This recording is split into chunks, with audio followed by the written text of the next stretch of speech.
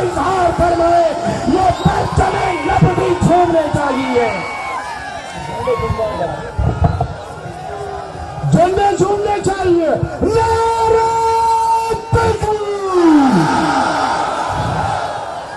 کون بچائے گا پاکستان؟ مستقبل کا حکمران، مستقبل کا حکمران زندہ ہے جمہوریت۔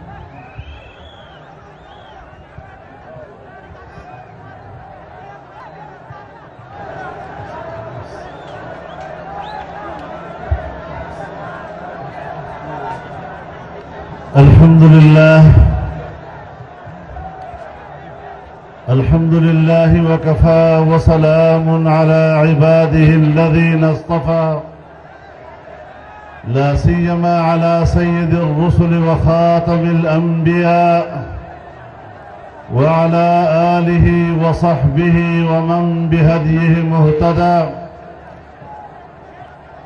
أما بعد فأعوذ بالله من الشيطان الرجيم. بسم الله الرحمن الرحيم. إن الذين يؤذون الله ورسوله لعنهم الله في الدنيا والآخرة وأعد لهم عذابا مهينا. صدق الله العظيم.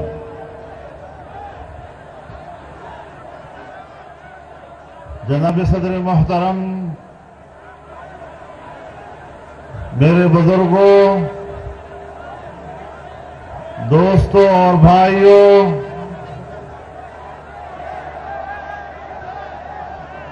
شمع رسالت کے پروانوں،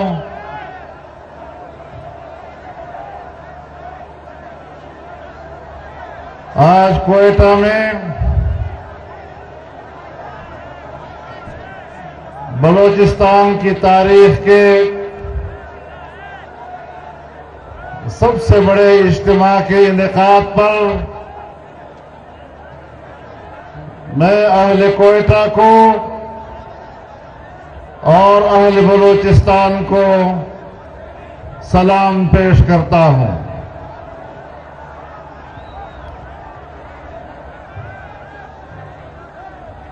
میرے محترم دوستوں، آپ کا یہ عظیم الشان اور فقید المثال اجتماع اور تاحد نظر انسانوں کا ٹھاٹھے مارتا ہوا سمندر اور یہ بحر بے کنار کام دینے کے لیے یہاں جمع ہے کہ ہمیں پاکستان میں جعلی اور کٹ پتلی حکومت قابل قبول نہیں ہے۔ ایک ایسی حکومت جو پاکستان کے نظریاتی شناخت کے لیے خطرہ ہو، ایک ایسی حکومت کہ جو پاکستان کے مسلمانوں کے عقیدے، پاکستان کے مسلمانوں کے دلوں کی آواز، ان کے عقیدے کے احساسات کے لیے خطرہ ہو۔ ہم واضح طور پر کہنا چاہتے ہیں کہ ہم ایسی قوتوں کے خلاف، ایسے بیرونی ایجنٹوں کے خلاف ہم عالمی قوتوں کے اس طرح کے نمائندوں کے خلاف، ہم جعلی طور پر قوم پر مسلط ہونے والوں کے خلاف برسر پیکار طبل جنگ بجا چکے ہیں، اور ہم آج اس وقت اپنے گھروں کو جائیں گے جب اس حکومت کا خاتمہ کر کے ان کو ذلت اور رسوائی کے ساتھ اپنے گھروں میں واپس بھیج دیں گے۔ نعرہ تکبیر! جعلی وزیر اعظم! جعلی وزیر اعظم! میں آج بڑے واضح انداز میں پاکستان کے تمام ریاستی اداروں کو کہنا چاہتا ہوں کہ ہم اس ملک کو پرامن ملک دیکھنا چاہتے ہیں۔ اس کو پرامن رکھنے کے لیے ہم نے قربانیاں دی ہیں، ہم نے جوانوں کی قربانیاں دی، ہم نے علماء و اکابر کی قربانیاں دی، لیکن فساد برپا کرنے والوں کی حوصلہ شکنی کی، اور اس ملک میں ہم پاکستان کے آئین کے ساتھ کھڑے ہوئے، ہم جمہوریت کے ساتھ کھڑے ہوئے، ہم ایک سیاسی ماحول کے ساتھ کھڑے ہوئے۔ میں پھر ایک بار اپیل کرتا ہوں کہ پاکستان کو افغانستان مت بناؤ۔ میں پاکستان کو کھنڈرات نہیں دیکھنا چاہتا، میں پاکستان کو روب ترقی دیکھنا چاہتا ہوں، لیکن اگر تم بضد ہو کہ ہم ناجائز ہو کر بھی ملک پر مسلط رہیں گے تو آؤ دو دو ہاتھ کر لیں، دیکھا جائے گا کہ پھر آپ کا مستقبل کیا ہے اور ہمارا مستقبل کیا ہے۔ نعرہ تکبیر! للکار ہے، للکار ہے! یہ ملک بناتا! میرے محترم دوستو، گزشتہ سال 25 جولائی کو الیکشن ہوا اور 25 جولائی کو پاکستان کے عوام کے مینڈیٹ پہ ڈاکہ ڈالا گیا، پاکستان کے عوام کا مینڈیٹ چوری کیا گیا۔ اسٹیبلشمنٹ نے اپنی مرضی کی سیاسی جماعتیں بنائی، اپنی مرضی کے نتائج مرتب کیے، اپنی مرضی کے لوگ جو عوام کے مسترد کردہ تھے ان کو جبر کی بنیاد پر قوم پر مسلط کیا۔ تمام سیاسی جماعتوں نے متفقہ موقف طے کر لیا کہ یہ الیکشن جعلی ہیں، یہ الیکشن خلائی ہیں، یہ حکمران ہمیں قبول نہیں ہے، بدترین دھاندلی ہوئی ہے۔ الیکشن کمیشن شفاف اور غیر جانبدار الیکشن نہیں دے سکا ہے، دوبارہ انتخابات کرائے جائیں۔ اس متفقہ موقف کے بعد اپنی جگہ پر کی موقف طے ہے، لیکن اس موقف کو زندہ رکھتے ہوئے عوام کے ساتھ مسلسل رابطے میں جمعیت علماء اسلام اور متحدہ مجلس عمل کی جماعتیں رہیں، اور آج میں آپ کو بتانا چاہتا ہوں کہ کوئٹے تک ہم نے سفر کیا ہے اور کوئی 15واں یہ ہمارا ملین مارچ ہے۔ پورے ملک کے عوام میں ہم نے بیداری پیدا کی ہے، اور آج آپ کا یہ اجتماع جس کے طول و عرض کا اندازہ لگانا مشکل ہے، یہ پبلک کی آواز ہے، یہ عوام کی آواز ہے، یہ ملک کے گلی کوچے کی آواز ہے، اور اس آواز کو سمجھو. یہ نوشتہ دیوار ہے، اس کو پڑھ لو. آپ نے دیکھا کہ اس موقف کو طے کرنے کے بعد ہم نے اس ملک میں کیا دیکھا. ایسے حکمران جو جبراً مسلط ہوتے ہیں. رسول اللہ صلی اللہ علیہ وسلم کا ارشاد ہے، ستۃ لعنتہم ولعنہم اللہ وکل نبی مجاب. 6 لوگ وہ ہیں کہ جن پر میں نے بھی لعنت بھیجی اور اللہ نے بھی لعنت بھیجی، اور ہر نبی کی دعا قبول ہوتی ہے. اس میں ایک ہے المتسلط بالجبروت، جو جبری طور پر قوم پر مسلط ہوتا ہے. جمہوریت کو ہم جانتے ہیں. کوئی بیوروکریٹ اور کوئی جرنیل ہمیں جمہوریت کے معنی نہ سکھائیں. یہ تشریح ہم نے کرنی ہے، ایک جمہوریت پسند نے کرنی ہے جو عوام کے مزاج کو سمجھتا ہے. اور ہم کہتے ہیں کہ یہ جمہوری حکومت نہیں ہے. ہم کہتے ہیں یہ علی اعلان غیر اعلانیہ ایک مارشل لا ہے جو ملک پر مسلط کیا گیا ہے. تم نے ایک جعلی اکثریت کی آڑ لے کر ملک پر حکومت کرنے کی کوشش کی ہے. کس کے ایجنڈے کو پورا کر رہے ہیں؟ ہم کہتے ہیں یہ جمہوری حکومت نہیں ہے. اور جب ہم کہتے ہیں کہ نہیں ہے تو پھر اس کا معنی یہ ہے کہ یقیناً وہ جمہوری حکومت نہیں ہے. ہماری بات حجت ہے، تمہارے دعوے حجت نہیں ہے.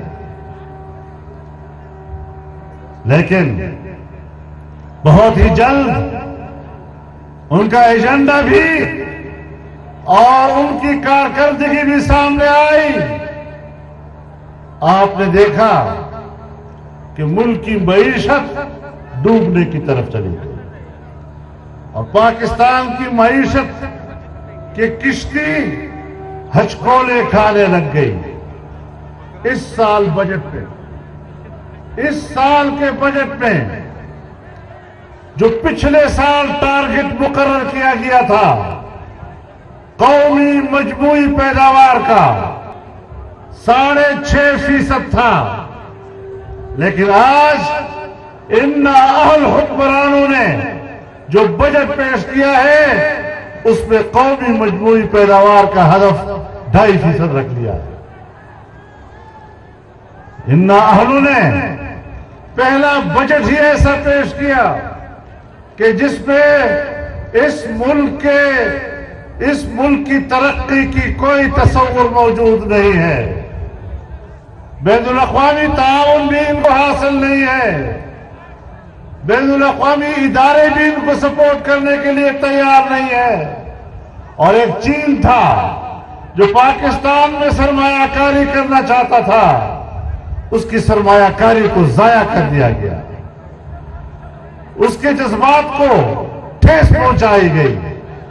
پاکستان میں اس کے سرمایہ کاری کے عمل کو معطل کر دیا گیا اور پاکستان کا روپیہ 104 سے 167 پہ چلا گیا.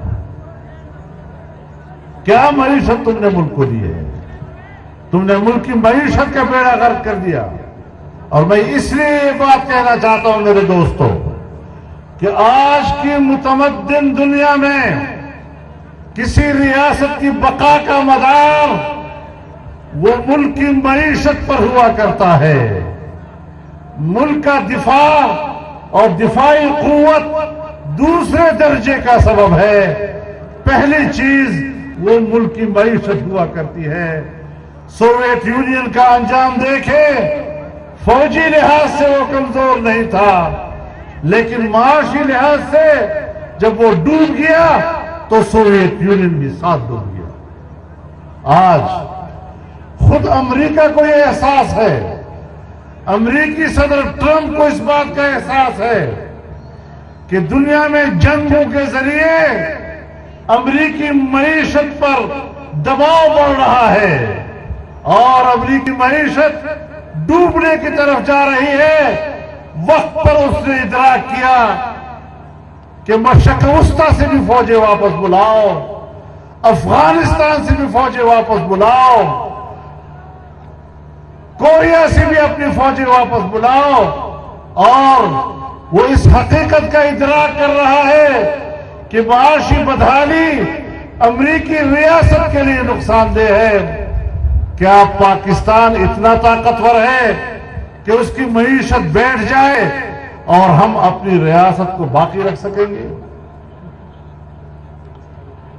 تو ایسے حالات میں ظاہر ہے کہ پھر پہلا بجٹ آیا اور پہلے ہی بجٹ کے بعد ملک کے طول و عرض میں ہماری تاجر برادری نے ہڑتال کیا اور محلے کے چھاوڑی والا بھی، چھوٹا دکاندار بھی، گاؤں کا دکاندار بھی، اس نے دکانیں بند کی اور اس ناکام معیشت اور ناکام بجٹ پر احتجاج نوٹ کرایا۔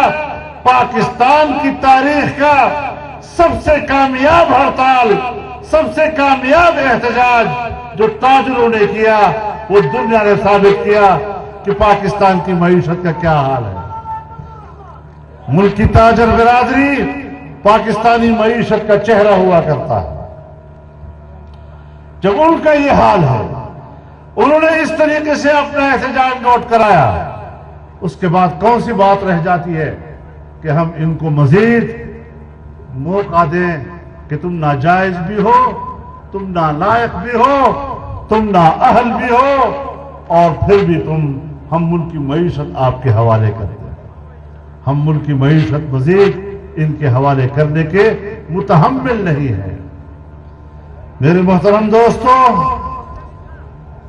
بے روزگاری کا یہ عالم ہے کہ آج ملک کا نوجوان در بدر ٹھوکریں کھا رہا ہے، سرکار کے دروازے پر کھڑے روزگار کی بھیک مانگ رہا ہے، لیکن وہاں سے دھتکارا جا رہا ہے۔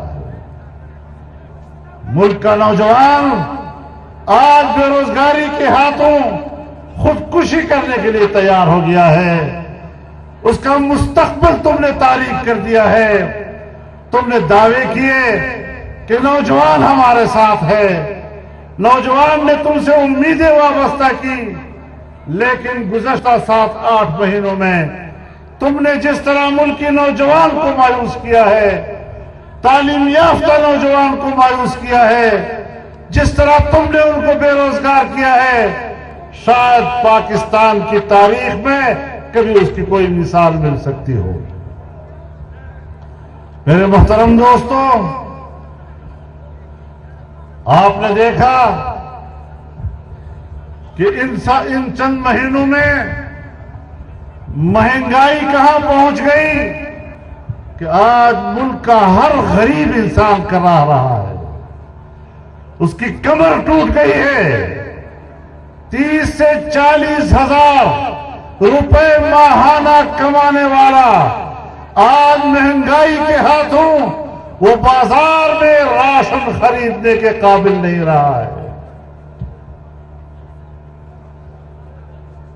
اور غریب کا یہ حشر ملک میں کر دیا ہے کہ آج وہ قرض میں مبتلا ہے، وہ کروا رہا ہے، اور ایک طرف روپے کی بے قدری، ایک طرف نوجوان کی بے روزگاری، ایک طرف کمر توڑ مہنگائی، ایک طرف غریب کی بدحالی، اور دوسری طرف ٹیکسوں کا جبری بھرمار کہ اگر آپ کے پاس 50,000 روپے ہیں اور 50,000 روپے میں آپ کوئی چیز خریدتے ہیں تو اس کا بھی آپ کو چیک دینا ہوگا یا اپنا شناختی کارڈ دینا ہوگا۔ لوگوں کی زندگی تنگ کر دی تم نے، اور کہتے ہو کہ یہ دستاویزی معیشت ہے۔ دستاویزی معیشت یہ مغرب کا ایجنڈا ہے، اور عالمی مالیاتی ادارے اس دستاویزی معیشت کے نام پر پاکستان کے گلی کوچے کے ہر انسان اور ہر دکاندار کے جیب تک پہنچنا چاہتا ہے.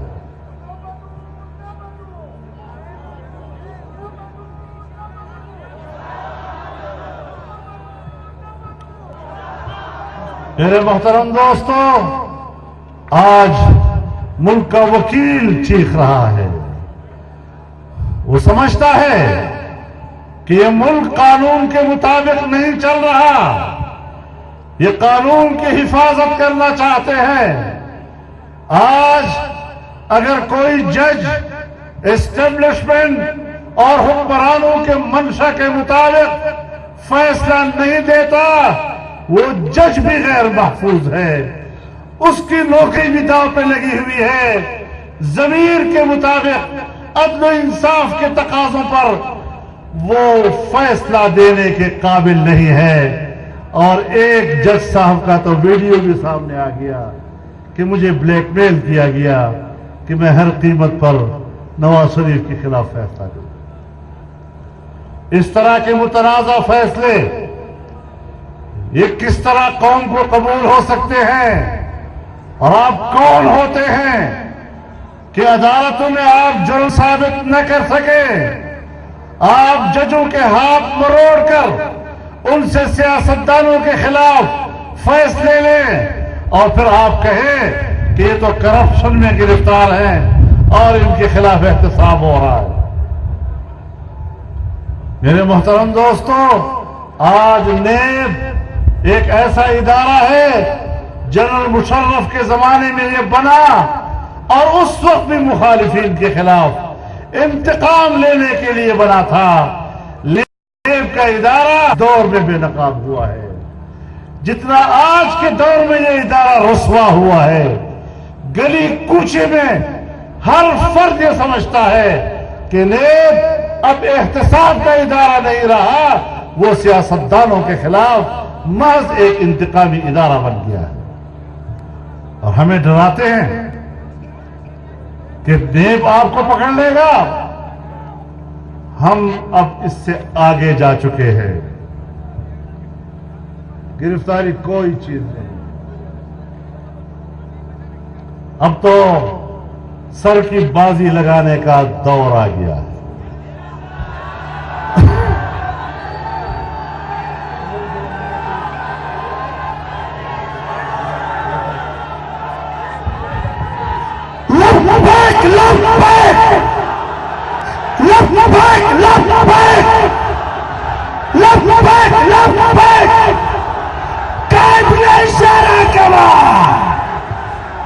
میرے محترم دوستوں، انہوں نے حکومت میں آتے ہی دینی مدارس پہ ہاتھ ڈالنے کی کوشش کی،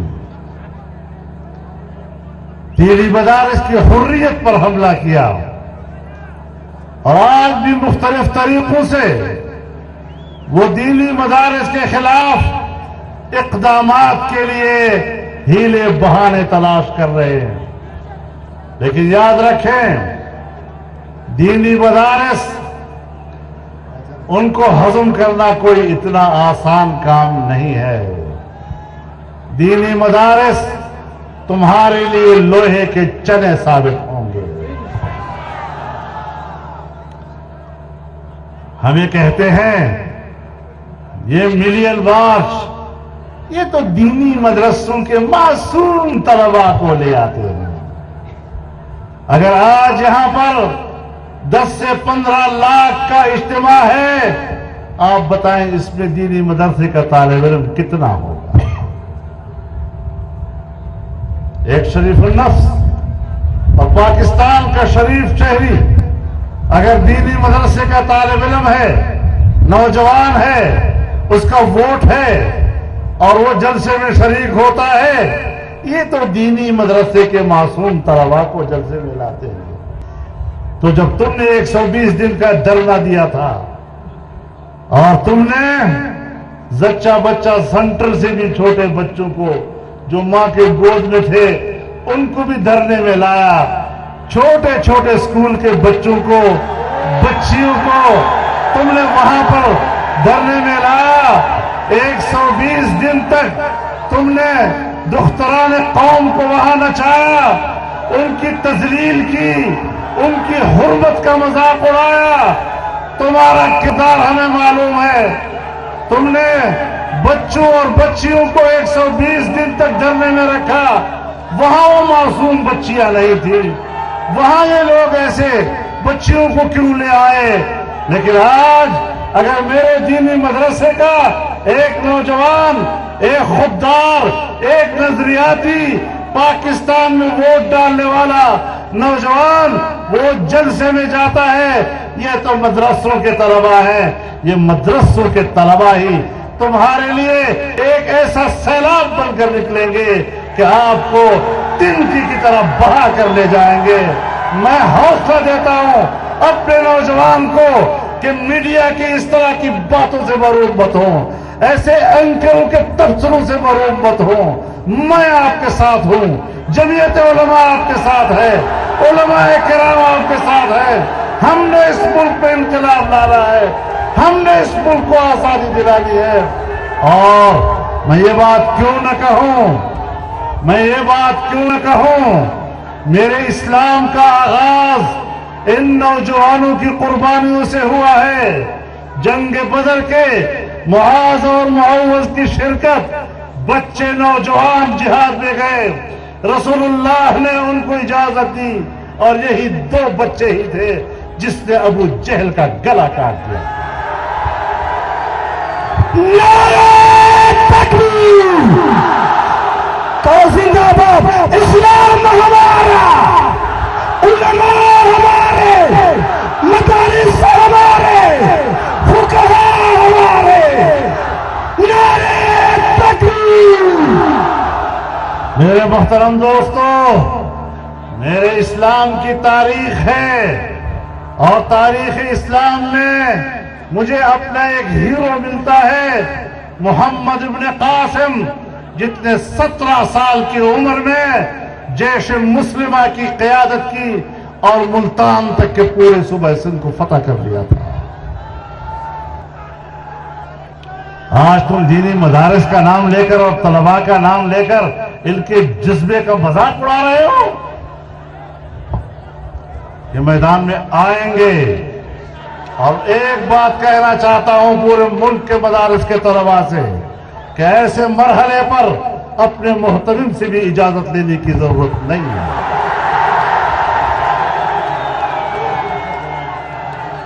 جب نفیر عام ہوتا ہے تو پھر اپنے ماں باپ بنا, اور تحریک پاکستان کی قیادت قائد اعظم محمد علی جناح کر رہے تھے, تو تحریک پاکستان میں بھی ہمارے اسکولوں اور کالجوں کے نوجوانوں کا بڑا کردار. ایوب خان کے خلاف تحریک جمہوریت چلی, اس میں بھی بنیادی کردار وہ تو اسکولوں کے طلباء کا رہا. وہاں کیوں بات نہیں کرتے؟ قادیانیوں نے 1974 میں چناب نگر کے ریلوے اسٹیشن پر حملہ کیا تو ملتان کے کالج کے طلباء پر کیا, اور وہی طلباء اور ان کی مظلومیت ان کے خلاف تحریک کی بنیاد بنی, اور پھر اس نے ان کو غیر مسلم اقلیت قرار دلایا. یہ نوجوان ہیں, ان کی جذبہ حریت کا مذاق مت اڑاؤ, اور یہ عوام کا حصہ ہے. اگر 1 لاکھ عوام ہوں اور ان 1 لاکھ عوام میں 1000 مدارس کے طلباء ہوں, تمہیں کیوں پھٹکتے ہیں؟ تمہیں یہاں 10-15 لاکھ لوگوں کا اجتماع کیوں نظر نہیں آ رہا؟ تو کیا بلوچستان میں 15 لاکھ طلباء ہیں کیا؟ صرف انہی کا جلسہ ہے یہ کیا؟ وہ حصہ ہے ملک کا, وہ قوم کا حصہ ہے. اگر وہ نہیں بھی آتے تو ان کی مرضی, آتے ہیں تو بھی ان کا مذاق اڑانا اس کی اجازت ہم کسی کو نہیں دے سکتے. میرے محترم دوستو, اس ساری صورتحال میں جب اس دور میں ناموس رسالت پر، عقیدہ ختم نبوت پر حملہ ہوتا ہے، اور جو باتیں ہم کہتے ہیں. ابھی جعلی وزیر اعظم نے امریکہ کا دورہ کیا تو سب کچھ بے نقاب ہو گیا. انہوں نے پہلے بیان دیا کہ میں آسیہ مسیح کو ملک سے باہر جانے دے رہا ہوں. کہا ہم نے عدالت سے ان کو رہائی دلائی.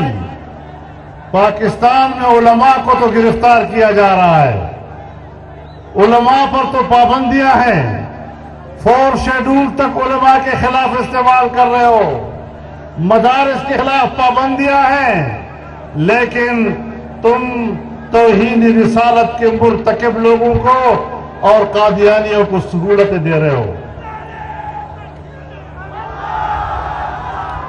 تم نے ٹرمپ کے سامنے اپنے جانے سے پہلے ایک قادیانی کو رہا کیا اور تم نے وہاں ٹرمپ کے سامنے اس کو پیش کیا تاکہ وہ یہ کہے کہ ہم تو پرامن ہیں اور یہ پاکستان میں خود کو مسلمان نہیں کہہ سکتے.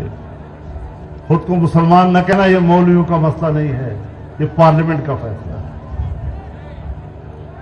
پارلیمنٹ کا فیصلہ ہے، آئین کا مسئلہ ہے، اور آئین کی روح سے جب وہ غیر مسلم ہیں تو پھر یاد رکھیں یہ عجیب صورتحال ہوگی کہ قادیانیوں کو تو رعایتیں دی جا رہی ہیں اور مدارس اور علماء کے خلاف کارروائی کی جا رہی ہے. قادیانی جنہوں نے سن 1974 میں دہشت گردی کی اور ملتان کے طلباء پر حملہ کیا، انداز سے پیش کیا جا رہا ہے، لیکن مدارس کو دہشت گردوں کے اڈے کے طور پر پیش کیا جا رہا ہے. اس لیے پاکستان بنا تھا کیا؟ ہم ان حالات کا مقابلہ کر رہے ہیں، ہم ان حالات کے سامنے سرنگون نہیں ہو رہے، ہم ان حالات کا مقابلہ کر رہے ہیں اور ہم آپ کے دعوے کو باطل کر رہے ہیں. تم علماء کو اور مدارس کو دفاعی پوزیشن میں ڈالنے کی کوشش کر رہے ہو، لیکن تم یہ سمجھ لو وہاں پر امریکہ میں تقریر کی اور ان کے جلسے کی تمام انتظامات قادیانیوں نے کیے. 60% سے زیادہ ان کے جلسے میں قادیانی شریک ہوئے اور وہاں جو انہوں نے تقریر کی وہاں انہوں نے قادیانیوں کو اطمینان دلایا. بات تو سنو یار، بات تو سنو. توبہ. انہوں نے قادیانیوں کو اطمینان دلایا کہ قادیانیوں تمہارا اور ہمارا مشترک دشمن فضل الرحمان ہے.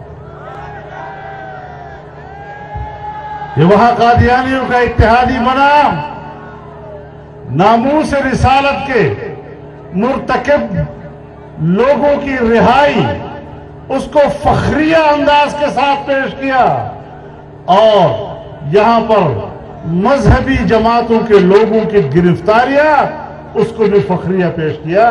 اس کی رہائی پر ان کو فخر، یہاں مذہبی لوگوں کی گرفتاری پر ان کو فخر. لعنت ہے ایسی سوچ پہ، لعنت ہے ایسی سوچ پہ. انہوں نے کنٹینر پر ہمیں وہی گالیاں دی جو پاکستان کے گلی کوچوں میں وہ ہمیں گالیاں دیا کرتا تھا. لیکن یہ تحریک اب چل پڑی ہے. اب ہم نے آگے بڑھنا ہے.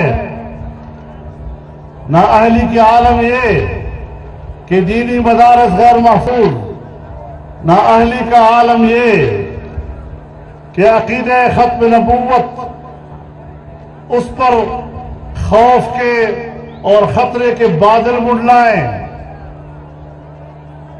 عقیدہ ختم نبوت کے منکرین کے لیے بے نامی کی زمینیں خریدی جائیں. کہتے ہیں ہم بے نامی کی زمینیں بیچیں گے، اس سے پیسہ کمائیں گے. ایک طرف قوم کے لوگوں کی زمینوں کو تو خریدنے کی پالیسی، دوسری طرف قادیانیوں کو وہ بے نامی زمین خرید کر دینے والی پالیسی اختیار کر رہے ہیں. یہ کون سی سیاست ہے پاکستان میں؟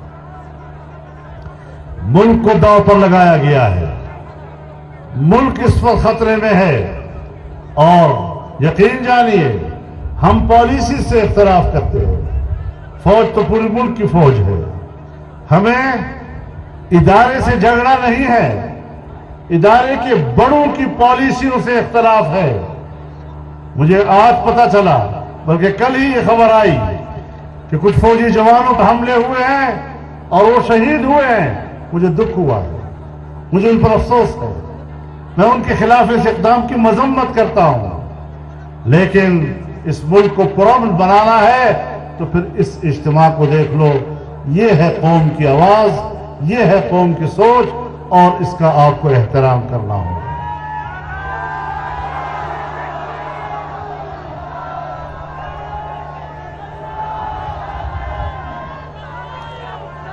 میرے محترم دوستوں, آج میں آپ کے سامنے یہ بات واضح کر دینا چاہتا ہوں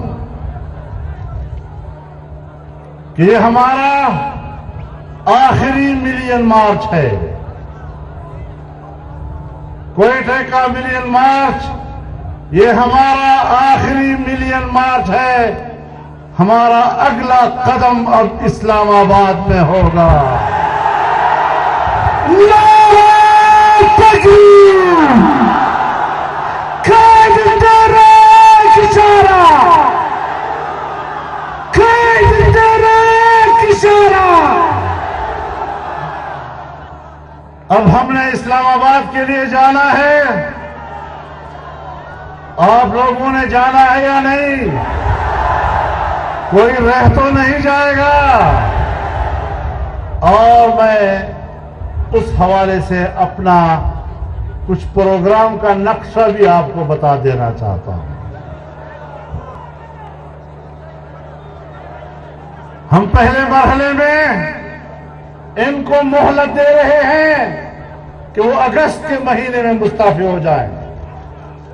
اگست کے مہینے میں مستعفی ہو جائیں تو اسلام آباد مارچ سے بچ جاؤ گے. اور اگر آپ نے اگست کے مہینے میں استعفیٰ نہ دیا تو پھر اکتوبر کے مہینے میں ہم اسلام آباد میں ہوں گے.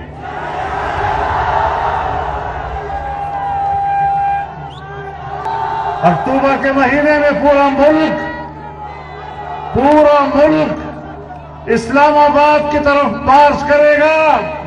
یہ آزادی مارچ ہوگا. جس طرح ہم نے انگریزوں سے آزادی حاصل کی تھی, اب ہم یہودی لابی سے آزادی حاصل کریں گے. نعرہ تکبیر. یہ ملک بنا تھا, یہ ملک نہ بنے گا, یہ ملک رہے گا. ہم لے کے رہے گا, ہم لے کے رہے گا. اس دوران میں جیسے کہ میں نے آپ سے عرض کیا کہ چونکہ یہ موقف کہ الیکشن دھاندلی کے ہیں اور ہم اس کو تسلیم نہیں کرتے, نئے الیکشن ہونے چاہیے, یہ تمام سیاسی جماعتوں کا موقف ہے. اور ابھی جمعیت کی قیادت میں آل پارٹیز کانفرنس ہوئی جہاں اس موقف کو دہرایا گیا ہے. لہذا ہم چاہیں گے کہ چاہے مذہبی جماعتیں ہوں یا سیاسی جماعتیں, ہم ان کے ساتھ مشارکت اور مشورے کے ساتھ تاریخ کا تعین کر سکیں. ہم پورے ملک کو اور پوری قوم کو لے جانا چاہتے ہیں. لہذا ہم نے اپنی مجلس عاملہ کو اور مجلس عاملہ کے بنائے ہوئے کمیٹیوں کو اس پر کام کرنے کی ہدایات دے دی ہے. اور انشاءاللہ اس دوران ہم رابطے میں رہیں گے اور آنے والے مستقبل کے اقدامات کا حد بھی فیصلہ کرتے رہیں گے. لیکن اکتوبر کا مہینہ ہمارا اسلام آباد کا مہینہ ہوگا. نعرہ تکبیر. چلو چلو چلو چلو. تو چلو چلو کی بات ہے تو پھر دوستو ولولہ دار و رسن لے کے چلو. ہو کے شمشیر بکف سر بکفن ہو کے چلو. چار سو دین کے غدار نظر آئے ہیں، جذبہ شوق شہادت کی لگن لے کے چلو۔ اب جو نکلے ہو تو ناموں سے پیغمبر کی قسم، نعرے قوت طاغوت شکن لے کے چلو، اور قصر الہاد کو مسمار کرو، آگے بڑھو۔ قصر الہاد کو مسمار کرو، آگے بڑھو۔ ولولہ میر شریعت کا، میر شریعت کی لگن لے کے چلو۔ قصر الہاد کو مسمار کرو، آگے بڑھو۔ ولولہ میر شریعت کی لگن لے کے چلو، اور پھر نظر ختم نبوت کا مقام آئے گا، پھر نظر ختم نبوت کا مقام آئے گا۔ بات کہنے کی ہے، صدیق کا ظن لے کے چلو، اور راہ منزل میں کئی سخت مقام آئیں گے، راہ منزل میں کئی سخت مقام آئیں گے۔ اس گھڑی احمد مرسل کی لگن لے کے چلو۔ وآخر دعوانا ان الحمدللہ رب العالمین۔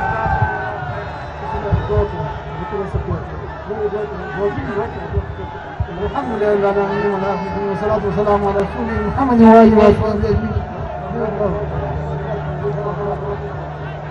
الحمد لله رب العالمين الرحمن الرحيم مالك يوم الدين اللهم صل وسلم وبارك على عبدك ورسولك سيدنا محمد وعلى آله وصحبه أجمعين ربنا آتنا في الدنيا حسنة وفي الآخرة حسنة وقنا عذاب النار اللهم أعنا على ذكرك وشكرك وعلى حسن عبادتك اللهم ارزقنا الأمن والإيمان والسلامة والإسلام اللهم اجعلنا من الفائزين بالمرام ولا تجعلنا من الخائبين ولا خاسرين ولا نادمين اللهم ربنا تب علينا وتقبل منا إنك أنت السميع العليم اللهم انصر الإسلام والمسلمين اللهم أيد الإسلام والمسلمين ربنا